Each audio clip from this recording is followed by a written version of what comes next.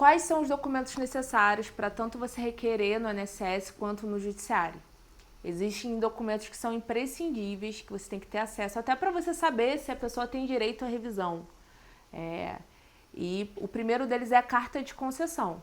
Você precisa ter acesso à carta de concessão, para você saber quando o benefício foi concedido, para você saber se o benefício foi concedido depois de 99, né? Porque os benefícios que foram concedidos anteriores a 99 não tem direito a essa revisão, porque foi como eu falei, né? A revisão só tem direito de acordo com a Lei 9876, que é de 99, então é pós 99. Você vai ali ver a média salarial, você vai ver se foi aplicado o divisor mínimo. Ali você vai ter acesso a diversas informações necessárias para você saber se tem direito ou não ao benefício, tá?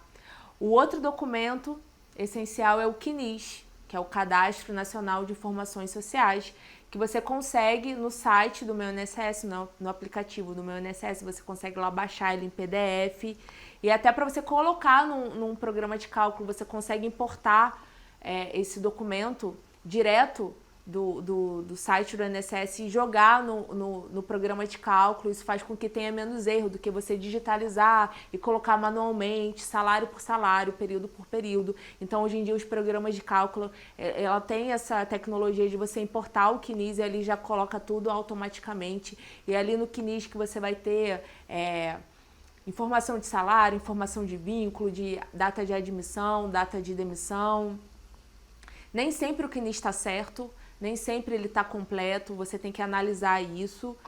E por isso que o próximo documento que eu vou falar é a carteira de trabalho, que você precisa ter acesso à carteira de trabalho, até para você fazer esse comparativo, se o que está no CNIS, se está correto ou não, fazer a retificação, se for necessário. E ali você tem acesso aos vínculos. É muito importante que na carteira de trabalho você também tenha acesso à alteração salarial, porque se não constar os salários, o sistema, o INSS e o Judiciário vai colocar como salário mínimo. Então, se na carteira não consta qual é o salário, se no CNIS não consta qual é o salário, se você não sabe qual é o salário, se não foi informado qual é o salário, vai constar salário mínimo. Então, se você não tiver essa informação, não conseguir comprovar essa informação, vai ser considerado salário mínimo. O juiz vai considerar salário mínimo, o INSS vai considerar salário mínimo.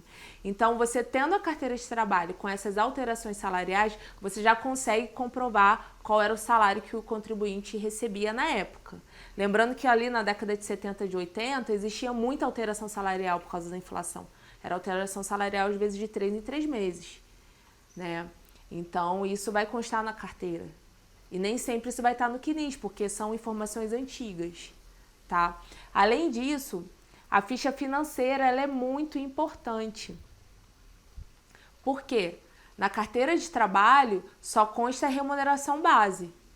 Então, se você receber hora extra, se você receber insalubridade, periculosidade, adicional noturno, isso não vai estar constando na sua carteira de trabalho, mas vai ter na sua ficha financeira, no seu contra-cheque. Então, pede lá na empresa onde você trabalhou a ficha financeira. Pede isso para o seu cliente, porque ele vai ter o teu salário, vai ter o salário cheio, vai ter o salário com as horas extras, com adicional. Isso faz muita diferença na hora de você fazer o cálculo.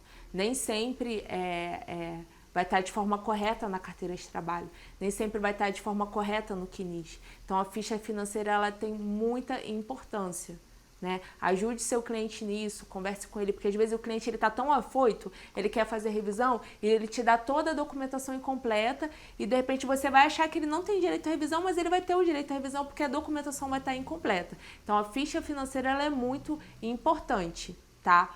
Para quem foi contribuinte individual autônomo e fez o pagamento através do carnê, requeira o carnê para você verificar se as contribuições que constam no CNIS estão corretas ou se não tiver constando as contribuições no CNIS, você inserir. Isso é feito através do carnê, carnezinho laranja.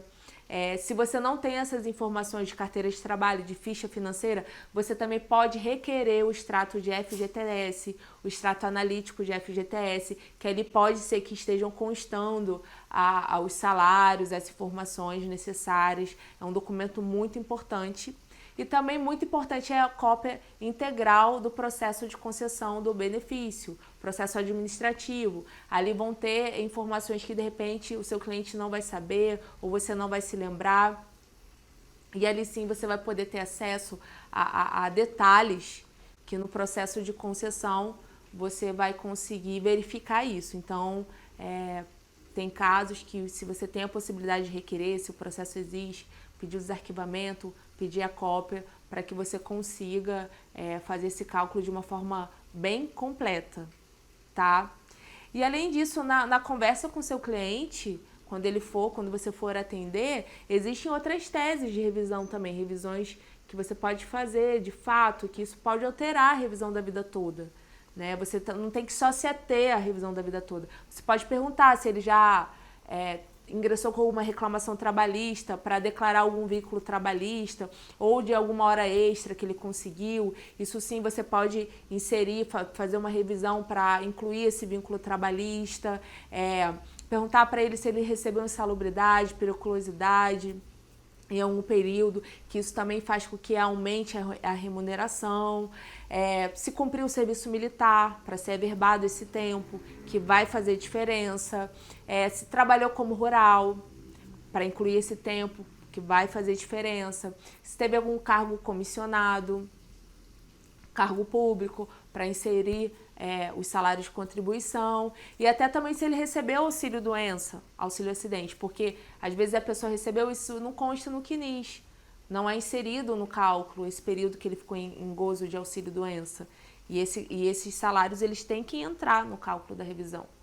Então às vezes foram bons salários que estão ali omissos e se o seu cliente recebeu, você tem que inserir isso no cálculo. Então, são perguntas que você tem que fazer para você conseguir instruir bem o seu processo, né? Lembrando que isso tudo tem que ser comprovado. E você não pode entrar direto no judiciário. Se você tiver essas perguntas e elas forem positivas, você tiver que colocar documentos para comprovar essas matérias que são de fato, que tem que ser comprovadas, você tem que fazer esse requerimento prévio no INSS.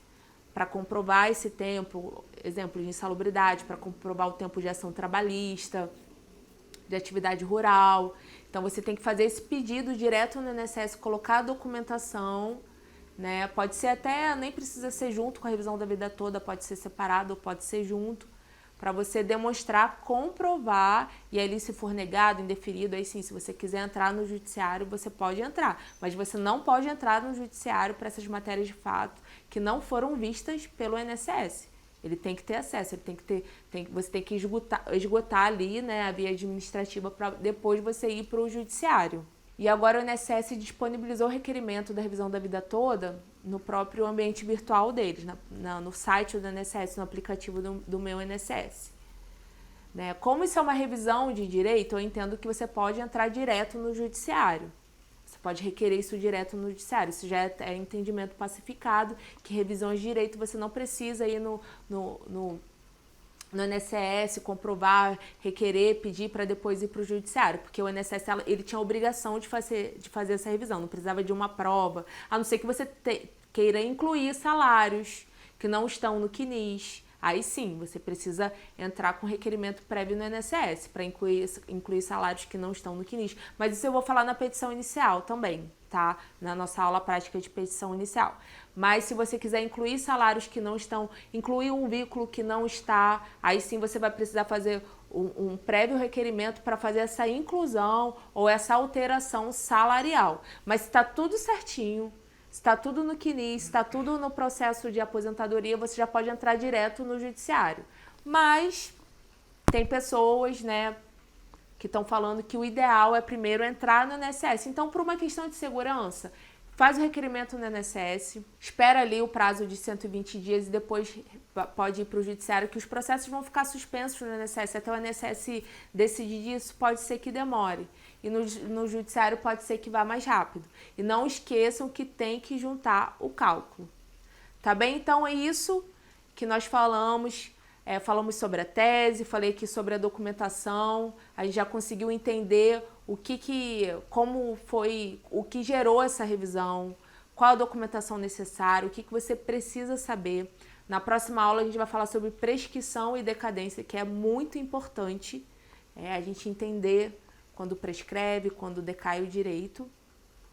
É uma aula muito importante e a gente se vê na próxima aula com esses detalhes. Eu espero que vocês tenham gostado e se vocês tiverem qualquer dúvida, é só vocês colocarem aqui nos comentários, enviarem e-mail e também todo o material que eu falei vai estar disponível aqui para você poder fazer o download.